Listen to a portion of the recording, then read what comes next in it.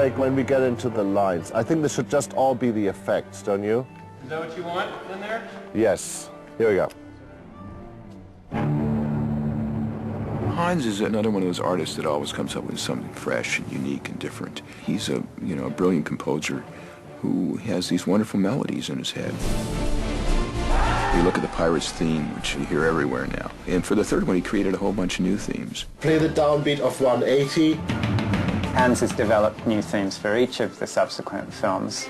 Some of those themes carry into the third film that were developed for Pirates 2. There are lots of brand new themes. I sat down and wrote over an hour's worth of new tunes. You know, it's the third one, so we want to do a really good job, and we have all these ideas that we've been talking about for, 3 years or so. It could be sweetened synthetically with a, a detuned piano. Yeah. One, with the bow. Yeah. There's a far more eclectic sort of landscape to the movie. I think that's part of the strength of these movies, that we keep showing you worlds that you've never quite seen before. And we give you sounds that you've never heard before. Okay, this part of our meeting is come up with ideas about other instruments. Since I already said things like banjo, it should open it up to that anything stupid you say will be hailed as a masterpiece. I mean, don't be shy. I just think we can take it a lot further than the last movie.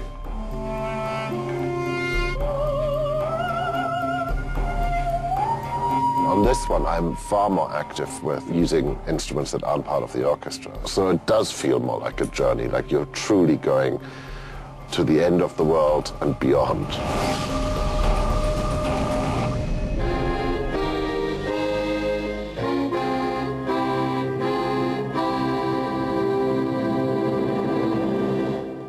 This next thing is like the big theme for me. Okay. The love theme? Well, it's actually It is the theme of the whole movie. So, a world premiere, as it were. One of the things I think which is different in this movie, that we found a theme that binds the movie together, that takes you on this journey. At the same time, I think all journeys are inherently romantic, and so, yes, I'm using it as a love theme.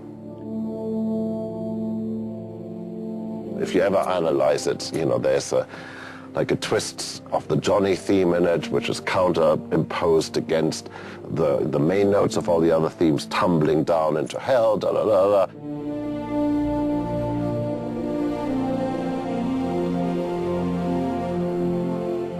By the time I put this in front of the orchestra, all I'm worried about is that it's unplayable, or it'll sound like nothing that I imagined in my head.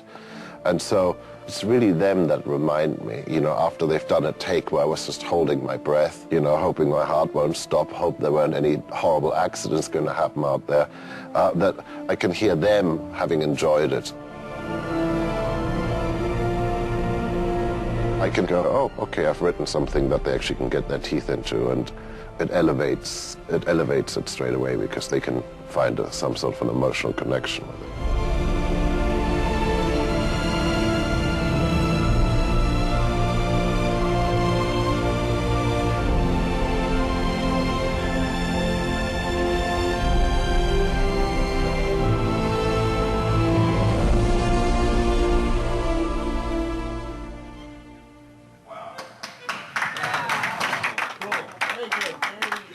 That's why I love working with musicians, because that's what they do. They give you the gift of their heart. Yeah, 25. Is that, you said to play out, we can do that.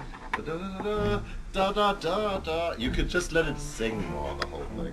It's wonderful to watch him when he has, 80 musicians, and how he talks to each individual violinist to tell him exactly the pitch and the tone and the feeling that he wants. And then you add in the editors to a director who's as brilliant as Gore Verbinski. It makes it all kind of come together. I actually was like, where's the death toll? Right. Because we talked about that It's so low. Yeah. And I was like, oh, it's there, but it, Right. I know I'm searching for it. The reason I didn't want to be in rock and roll anymore, or didn't want to be in a band anymore, is because all you do is you talk about music. But what happens with filmmakers is very often they will ask or describe something in a way that has Nothing to do with, you know, the language of music, but it sparks notes in you straight away. Right. More of those units could come in. But we have a bong into it. Yeah. We've had a wonderful dialogue with music throughout the cutting process with the composer Hans Zimmer just down the hall. When they start hanging is when it should start suspending. I think you're right. Yeah. We'd be able to get tracks into the system,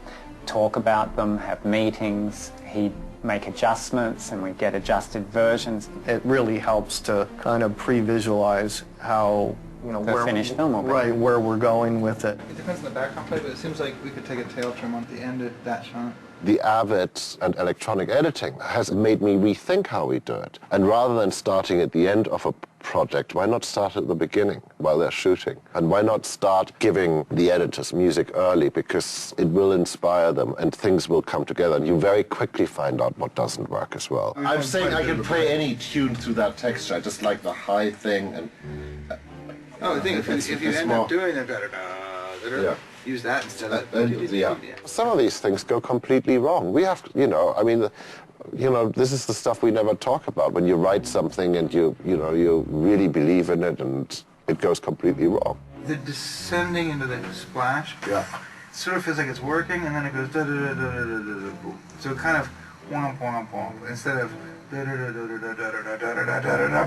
That Gork doesn't stand up in the middle of this and go, oh my God, you're ruining my movie. You know, I mean, I think that takes character.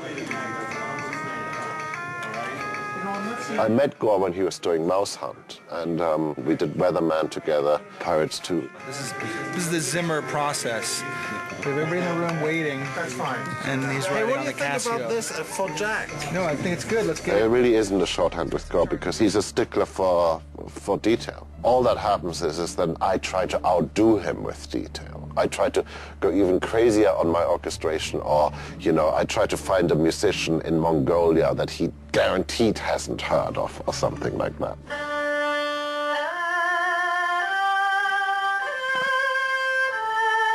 So we have all these cultural references and, you know, our Fellini movies, Armored Core, and we analyze things to great levels, but the form of it, I think, is good. Yeah, but that's going to work, right? The Right. high note of the cross. Right. That's what makes it so fun for me, because I'm dealing with somebody who understands my obsession about certain things and who seems to have a similar taste. We're just about to record Gore Verbinski playing the guitar. Why is he playing the guitar? Number one, because the part was written for him. Number two, because he can. Number three, because it's probably going to save the movie. And number four, because we're getting a little low on budget.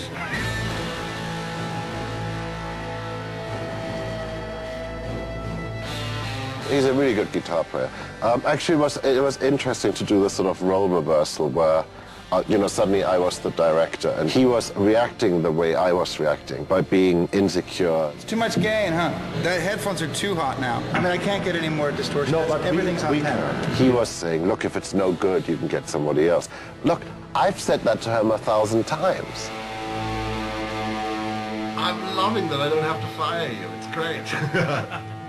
Actually, Gore gave me a big gift at the end of the last movie, and he doesn't even know this. He said to Melissa, our music supervisor, he said, when Hans sits down and just plays his moody chords, something special happens. And I forgot, when I play really simply, it's very effective, you know, but there's a thing that happens, you know, where, you know, you get carried away with all the stuff on the screen and you start to get complicated. You know, he just reminded me, you know, if I just do Hans, simple, moody, you know, German. It's very effective, it's very emotional. 3 or 4 notes can make a brilliant melody, and that's what I believe in. I believe in very simple, strong melodies. I do think we have a sound that nobody else has, and nobody else had, and even though it's humorous, it's pretty tough. I thought we were going to make the Bikers Pirate movie. I was substituting the ships for Harley-Davidson motorcycles in my mind. So there's always a rock and roll sensibility in it. Hans has done a magnificent job to create probably the boldest and most romantic themes yet. Epic sounding score. I never forget what a great opportunity I have. People are asking me to write music. Wow, this is what I wanted my life to be about. So, you know, lucky me.